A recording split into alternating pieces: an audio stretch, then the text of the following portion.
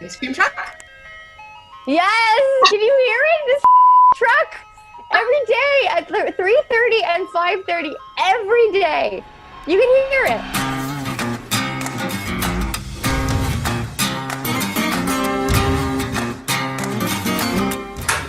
Action. Winona Earp, I am placing you under citizen's arrest for the murder of my father. It's just so good to be home. Well, I think for Winona, everything happens so fast. Like, she literally finds out and then is almost hung. And so I think there wasn't a lot of time to really delve into the nuances of what that really means. For Doc Holliday, it's kind of like, this is Winona Earp, man.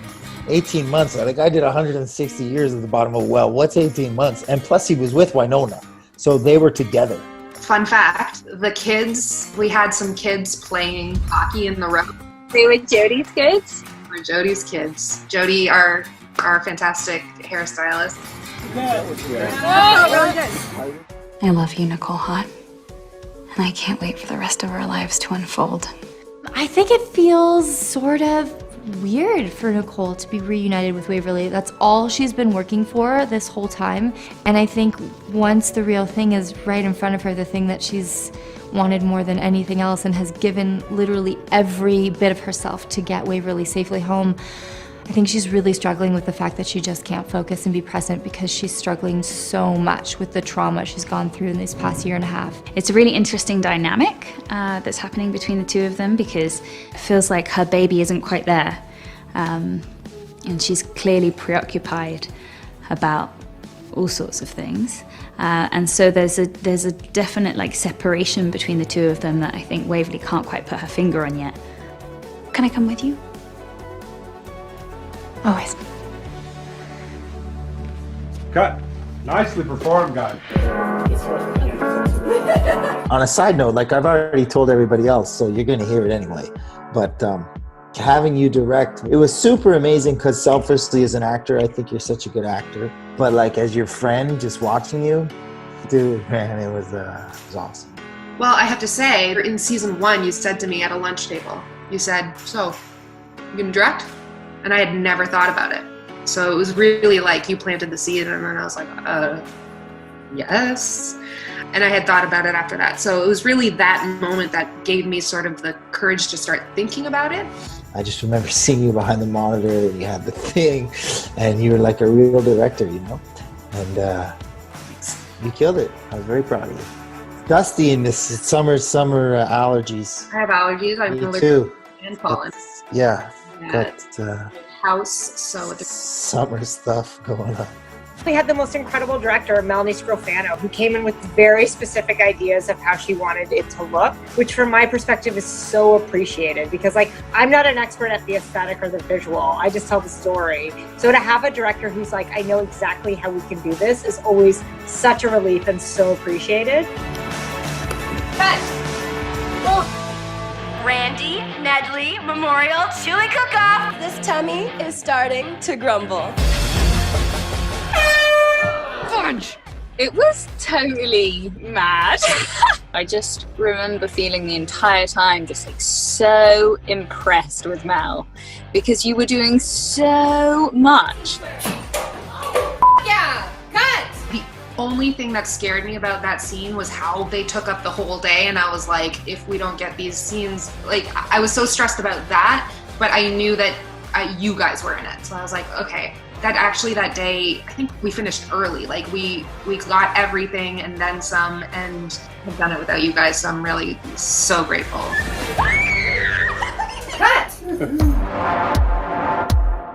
So the glory hole is just such a hilarious, like winky name for a bar. It's always one of the funnest things when we sit in the writing room and just generate like a list of ridiculous names for things that are 100% like R-rated. Is that really the name of this tree?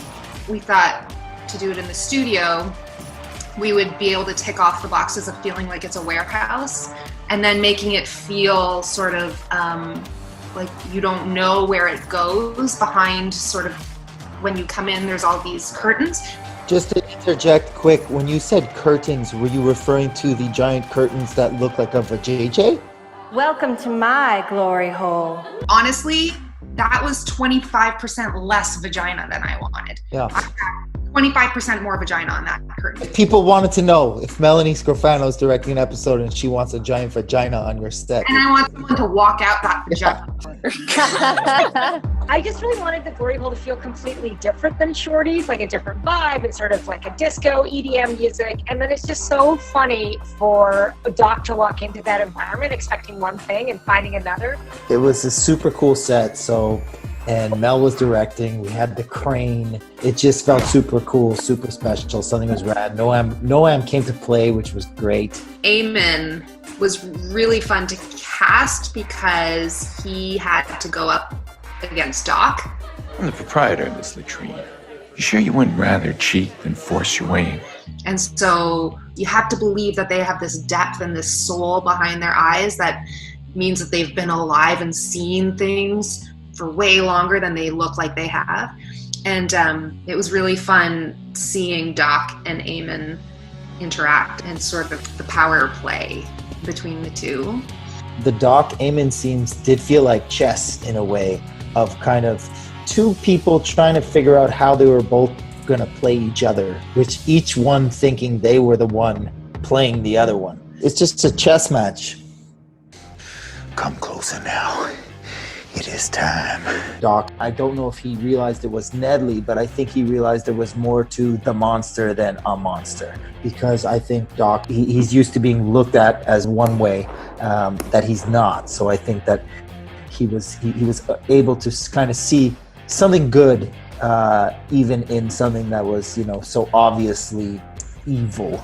And then filming it was like, there was so many wonderful emotions happening at one time because we were just having a complete blast. I saw you from afar and it was just like, we cannot call this work. Like, I'm sorry, but there's no way that this is work. One of my all-time favorite days, I'll never forget it. It's funny because Mel was handcuffed to the floor, yes, but she was also directing us while she's handcuffed to the floor. Poor Greg, butt naked out there in the snow, and we're on top of him, falling all over him, and yeah. Deadly as a barnacle monster. You guys must have how much peyote between seasons was consumed? It's such a quintessential Winona episode. Anytime you're putting a human in any kind of costume on television, it runs the risk of just looking ridiculous. But I think because the episode was so fun, it was also okay if the costume was a little bit ridiculous. We really were inspired by things like crabs and barnacles and this idea of this thing shedding pieces of itself, but being a host to all these parasites. It was so good. Some of my favorite stuff, season 4. Just this, Emily and her gang just really set the bar. Why do I taste skunk? That may be me. That's some intense, brother.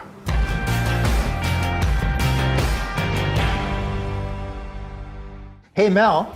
Yo. If Earpers were looking for more Winona Earp content, what should they do? They should subscribe.